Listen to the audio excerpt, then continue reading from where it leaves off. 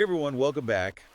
Today we're going to do a deep dive into a book that, well, it really tackles men's rights issues head on. Yeah, it doesn't pull any punches. Not at all. It takes a hard look at, all those societal structures that impact men's lives. Mm-hmm. Everything from like historical trends to, how the family court system actually works. Yeah, the stuff that really affects guys day to day. Exactly. Yeah. And, you all shared this book with us because you're really interested in understanding how these systems work, right? Hmm. Especially, I think, for guys who are trying to, navigate marriage and relationships these days. Yeah, it's a tough landscape out there. It is. And this book, I think, it's so interesting because it doesn't try to sugarcoat anything. No, it's very upfront.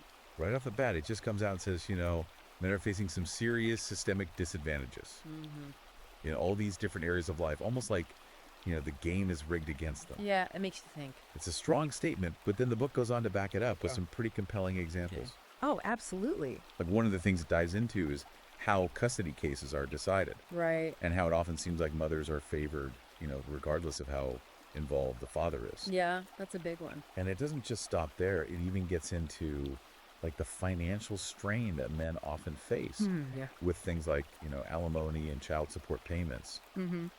The book argues that these payments can really leave men struggling, even when sometimes their ex-partners are actually in a better financial position. Yeah. So Yeah, it definitely challenges some assumptions. it's fascinating how the book connects this to like this whole larger historical context. Mm. It claims that radical feminist ideology has really influenced these laws, Right. shaping them in a way that puts men at a disadvantage. Yeah, that's a pretty controversial claim. It is.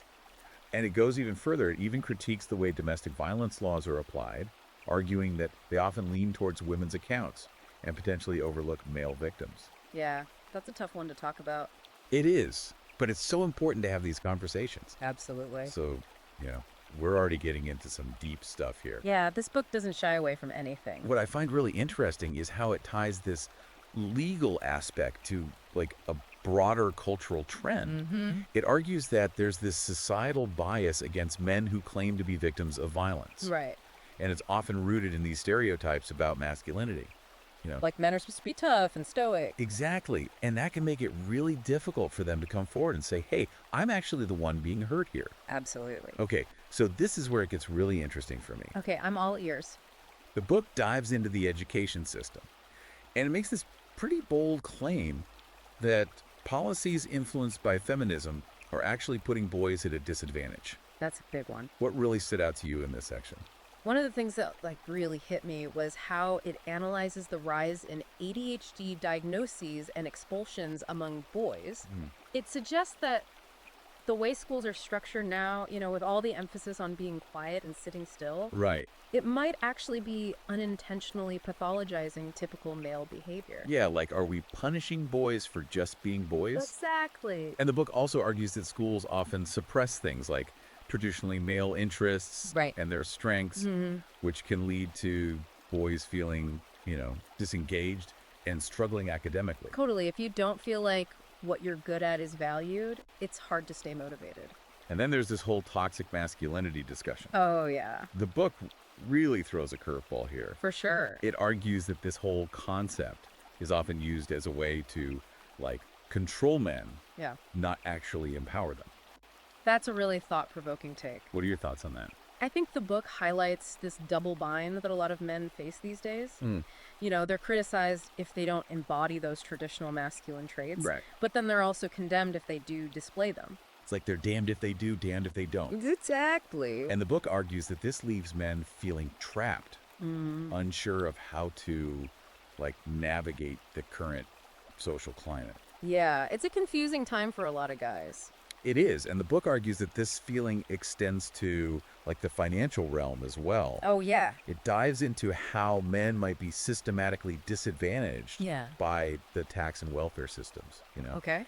Citing statistics that claim that men contribute a disproportionate amount in taxes compared to the benefits they actually receive. Wow. And it brings up this whole thing called the marriage penalty. The marriage penalty. Yeah, it's this idea that men are, like, financially penalized for being the primary earners in their families.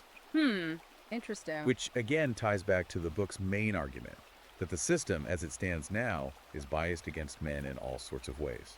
That's a pretty powerful statement. It is, and we're just getting started. Okay, what else is coming up? Well, now the book is going to dive into one of its most powerful sections.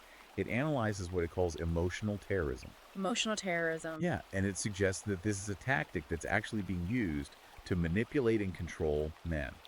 Okay, now I'm really curious. The book uses some, really stark examples.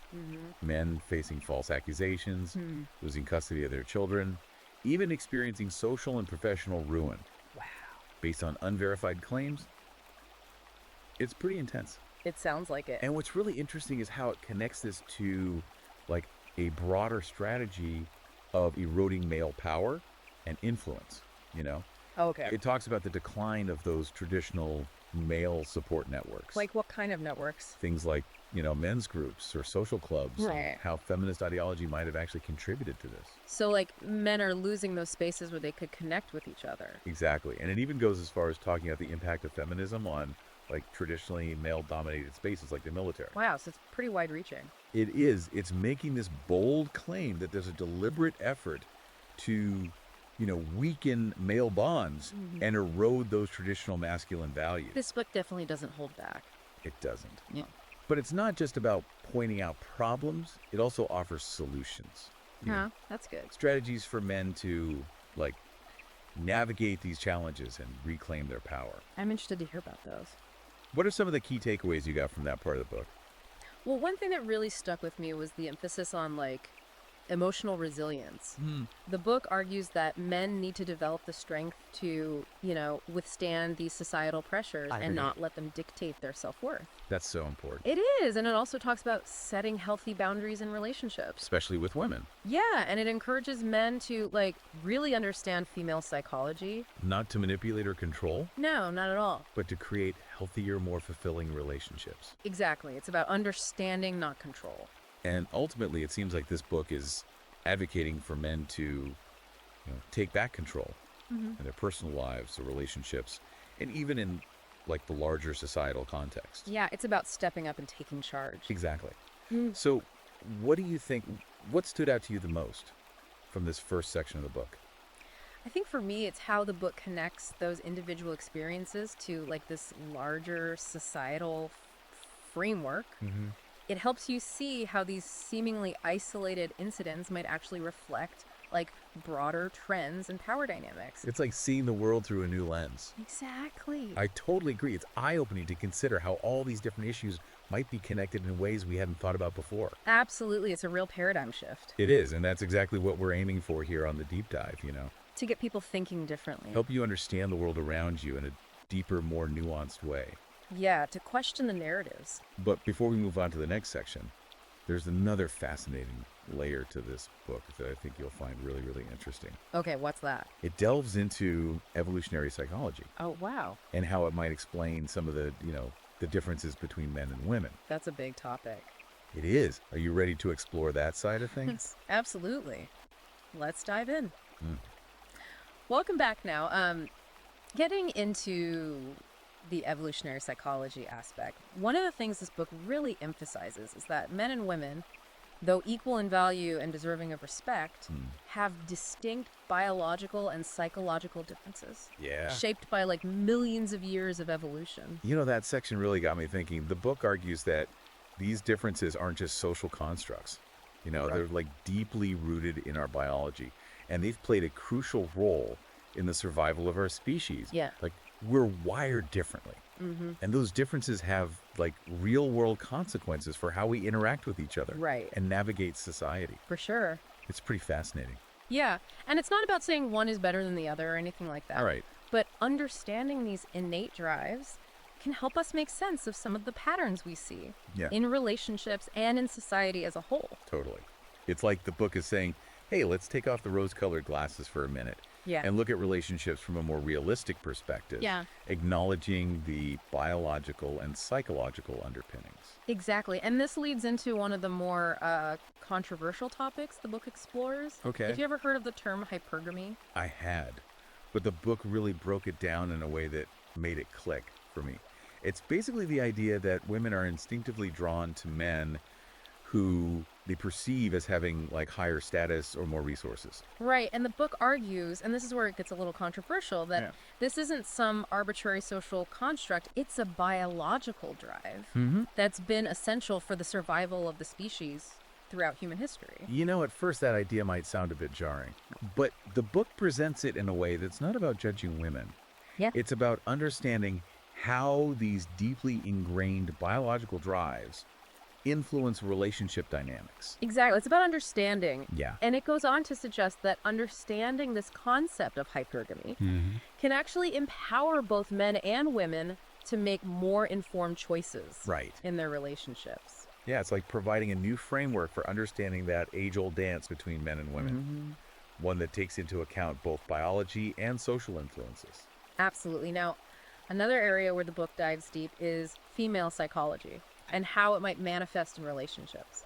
This section was really eye-opening. The book goes into the emotional and psychological differences between men and women, again, using that evolutionary psychology lens, to explain why women might be more emotionally expressive and sensitive to emotional cues. Right. It even touches on the role of hormones, Yeah. like estrogen and oxytocin, and how they can influence women's moods, behaviors, and relationship patterns. It's like the book is saying, look, men and women aren't from different planets, Right. but we do operate on slightly different wavelengths emotionally. And recognizing these differences can help us build stronger, more harmonious relationships. Absolutely. And the book offers some practical advice for men on how to navigate those emotional differences. Mm-hmm. It's not about trying to change women or anything like that or put them in a box. It's about developing empathy and understanding. And ultimately, it's about recognizing that emotional intelligence isn't just about being in touch with your own feelings. Yeah. It's about understanding the other person's emotional landscape as well. Which is a skill that can benefit everyone regardless of gender. Okay, so we've talked about some of the challenges and complexities of relationships. But the book also takes a broader look at how societal structures impact men's lives. And it's not afraid to get into some pretty controversial territory. That's right. The book really takes aim at what it calls radical feminist ideology, arguing that it has perhaps unintentionally contributed to policies and systems that often disadvantage men. Yeah, and it doesn't hold back when it comes to the role of the state. It paints a pretty critical picture, Yeah. arguing that government institutions and policies can sometimes work against men's interests. One area it really focuses on is the welfare system. It suggests that while these programs are intended to help families in need, they can sometimes create unintended consequences Right. that might actually harm men and undermine the traditional family structure. For example, the book points out how unmarried mothers often receive greater benefits than married ones. Yeah. And it suggests that this dynamic might disincentivize marriage and discourage father involvement. Which was probably not the intention of these programs initially. Right. It's a thought-provoking argument. The book also highlights the financial burden that men often shoulder through taxes, suggesting that they might disproportionately contribute to funding these programs while receiving fewer direct benefits. It even goes as far as comparing this situation to paying for your own funeral. Wow, that's a pretty stark image. It is. But it's important to note that the book does back up its claims with statistics and real-life examples. And one of the most interesting points the book makes is how it connects the welfare system to the perceived decline of fatherhood. It suggests that by inadvertently incentivizing single motherhood, the state may be pushing fathers out of the family unit. And according to the book, this could have ripple effects on children, potentially leading to a range of issues. Now, it's important to remember that the book isn't just about pointing fingers or placing blame. Right. It's about understanding these complex systems and advocating for solutions. What were some of the solutions it proposed regarding the welfare system? Well, the book suggests reforming the welfare system to remove those unintended disincentives and create a more equitable playing field for fathers. It also advocates for shared parenting laws and policies that explicitly recognize the importance of fathers in children's lives. So it's about shifting the focus from individual rights to the well-being of the family as a whole. Exactly. Now, the book's critique of state influence extends to the legal system as well, particularly family courts. It argues that these courts are often inherently biased against men, especially when it comes to custody battles and the division of assets in divorce. The book points to statistics indicating that mothers are awarded primary custody in the vast majority of cases, even when fathers are demonstrably involved and capable parents. And it criticizes alimony and child support laws, suggesting they can place an unfair financial burden on men, even in situations where their ex-partners have higher earning potential or have chosen to work less.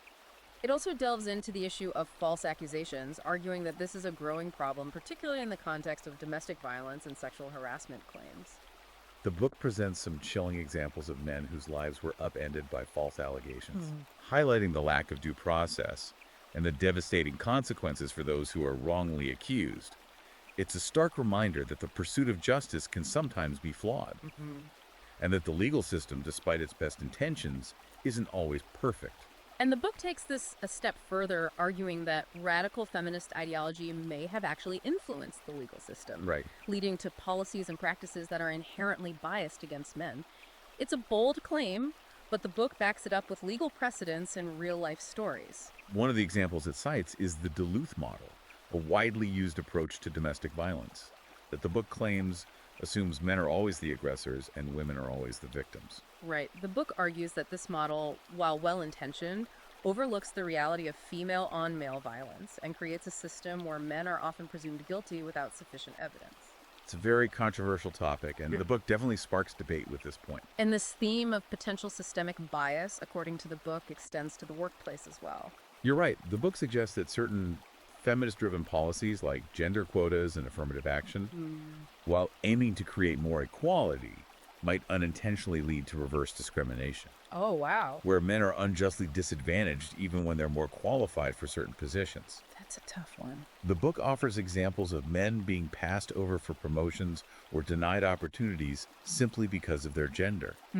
It argues that these well-intended policies might be creating a system where men are penalized. What I found particularly compelling is how the book connects this potential systemic bias to the psychological well-being of men. Right. The book argues that the constant barrage of negative messages about masculinity, combined with the systemic disadvantages men might face, Yeah. can lead to feelings of alienation, frustration, and despair. It even links this to the rise in male suicide rates, suggesting that it's a symptom of a deeper crisis of masculinity in the modern world.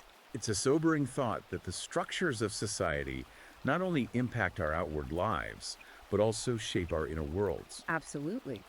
And the book goes even further, introducing this concept of a psychological war being waged against men. This is where the book gets really intense. Yeah. It suggests that radical feminist ideology, while aiming to fight for equality, might be inadvertently engaged in a subtle but systematic effort to undermine male power influence and even self-esteem. The book uses the term emotional terrorism to describe this, arguing that it's a strategy to control and manipulate men. And it gives examples of how this might play out in relationships, the workplace, and even in the media. It's like the book is saying that men are constantly bombarded with messages that make them feel inadequate, guilty, and even dangerous Yeah. simply because of their gender. It paints a pretty bleak picture, but remember, the book also offers solutions. It encourages men to be resilient, set boundaries, and reject those toxic messages. What are your thoughts on this psychological war concept? You know, it's definitely a provocative idea. And while I don't necessarily agree with everything the book says, it does make you think about the subtle ways that societal messages can shape our perceptions of ourselves and others. Absolutely. And that's what makes this book such a compelling read. It challenges conventional wisdom and encourages us to look at the world through a new lens. So we've covered a lot of ground in this section, We have. from evolutionary psychology to the role of the state and the potential impact of radical feminist ideology. Yay. But there's still so much more to unpack. I know, right?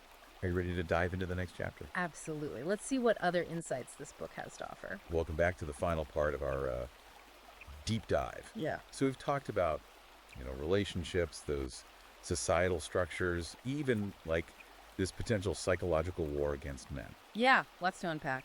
Now let's get, I guess, even more specific and see how the book argues that, like, radical feminist ideology has actually impacted these particular areas of men's lives, like education, sports, even healthcare. Yeah, it's interesting how it zooms in on those areas. It starts with education, and it doesn't paint a very pretty picture. No. It claims that, policies that were influenced by these feminist ideals, while well-intentioned, have kind of unintentionally created an environment that's failing boys. Right. And this was definitely one of the sections that like really hit home for me. Yeah. The book highlights this widening gender gap in education, how boys are falling behind girls in almost every subject. Yeah, that's a big concern. And it goes beyond just grades.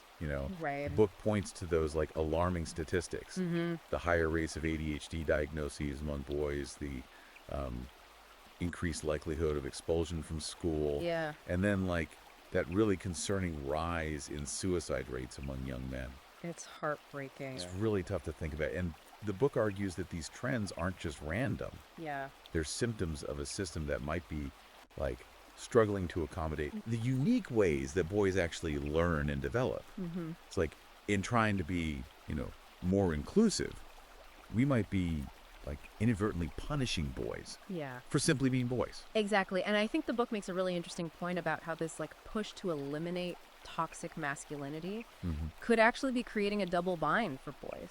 It's like they're told to be, less masculine, less aggressive. Right. But then they're also criticized when they don't display those like more traditional masculine traits like assertiveness or leadership. That's a no-win situation. Exactly. And the book argues that like this double bind can be incredibly confusing and damaging for boys, For sure. impacting, their self-esteem, their academic performance, their overall well-being. Right. It affects them on so many levels. Okay, so now another area the book tackles is sports. Okay. And it argues that radical feminism has even infiltrated the world of sports, Wow. leading to like fewer opportunities and less support for male athletes. That's a bold claim. It is a bold claim, but the book does offer some like interesting points to consider. Okay, like what? Well, for example, it talks about the increasing focus on women's sports Right. and the push for like gender neutral sports categories. It even touches on the growing criticism of those like traditionally male dominated sports Yeah. like football and boxing, which are often portrayed as violent or promoting toxic masculinity. I see where they're going with that. The book's point seems to be that this shift isn't just about promoting equality. Right. It argues that there might be this like underlying effort to actually devalue male athletic achievement and diminish the importance of sports for like boys' development. Interesting. The book also criticizes, the way the media often portrays male athletes, focusing on like scandals, aggression, Yeah. reinforcing those toxic masculinity stereotypes. Right, whereas female athletes are often celebrated as like positive role models. It's almost like the book is suggesting that there's this cultural narrative emerging that positions like male athletes as problematic, Interesting. while female athletes are like championed, Yeah. even when their achievements are, comparable. Different lens for sure. And the book argues that this kind of narrative can have a real impact on boys, affecting their self-esteem, their aspirations, even their willingness to participate in sports. Yeah, it makes you think about the messages we're sending. Okay, so we've talked about education and sports, but the book doesn't stop there. What else? It also dives into, men's health, Oh, wow. arguing that it's often overlooked and underfunded, both by the medical establishment and by, society as a whole. That's a big one. That's another area where the book raises some, like, really important questions. Like what? Well, it points to, the lower life expectancy for men, the higher rates of suicide, Yeah. the lack of attention given to men-specific health issues like, prostate cancer. Right. It's like those issues are often swept under the rug. It's a stark reminder that, like, being male comes with its own set of health challenges. Challenges that the book suggests are often ignored or, downplayed. And the book doesn't hesitate to point a finger at radical feminism here, Yeah. arguing that the increased focus on women's health issues may have come at the expense of men's health. It even claims that the medical establishment has adopted like this female-centric approach Right. that sometimes dismisses men's concerns. The book also touches on mental health, pointing out that men are often discouraged from, expressing their emotions Right. or seeking help for mental health issues. Yeah, like they're supposed to just suck it up. It's like they're told to man up and deal with their problems alone, while women are encouraged to be vulnerable and seek support. It's a double standard for sure. It's important to recognize that these are like complex issues. Mm. And the book definitely presents a particular perspective. But what I appreciate is that it doesn't just dwell on the problems. Right. It offers solutions. It advocates for, increased funding for men's health research, promotes mental health awareness among men, Mm-hmm. and encourages men to take a more proactive role in their own well-being. It's about empowering men. It's about empowering men to prioritize their health, both physical and mental. So we've explored a lot of ground with this book. We have. It's been a journey. It's challenged conventional wisdom, raised some, tough questions, sparked some intense debates. But at its core, I think what this book is really about is reclaiming masculinity. Mm-hmm. Not the, toxic, aggressive version that's often criticized, Right. but this strong, resilient, life-affirming masculinity Yeah. that's grounded in traditional values, purpose, and a sense of self-worth. It's about finding that balance. It encourages men to reject those negative messages that they're constantly bombarded with and embrace their unique strengths and contributions to society. Absolutely. It's about celebrating what it means to be a man. It's about men stepping up, taking responsibility for their lives, their families, their communities, and building a future where they can actually thrive.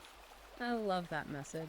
And I think it's important to, reiterate that this book isn't about hating women or, creating this battle of the sexes. No, not at all. It's about men understanding their place in a world that's rapidly changing. Yeah. A world that sometimes feels, hostile towards traditional masculinity. Right. It's about navigating that new landscape. It's about recognizing the forces that are shaping their lives, both positive and negative, and equipping them with the tools to navigate those forces with confidence and resilience. Yeah, it's about empowerment. It's about starting conversations, challenging the status quo, and creating a more equitable and fulfilling future for everyone. That's a vision I can get behind. If you're, intrigued by what you've heard today and want to explore these ideas further, you can find this book on Amazon Kindle and Google Play Books. It's definitely a book that will make you think and challenge your assumptions. And as a final thought, I want to leave you with this. If this book is right, and there's this deliberate, even if unintentional effort to undermine traditional masculinity, what might the long-term consequences be for, society as a whole? That's something to ponder. Until next time, keep those minds open, those questions coming. We'll be back with another deep dive soon.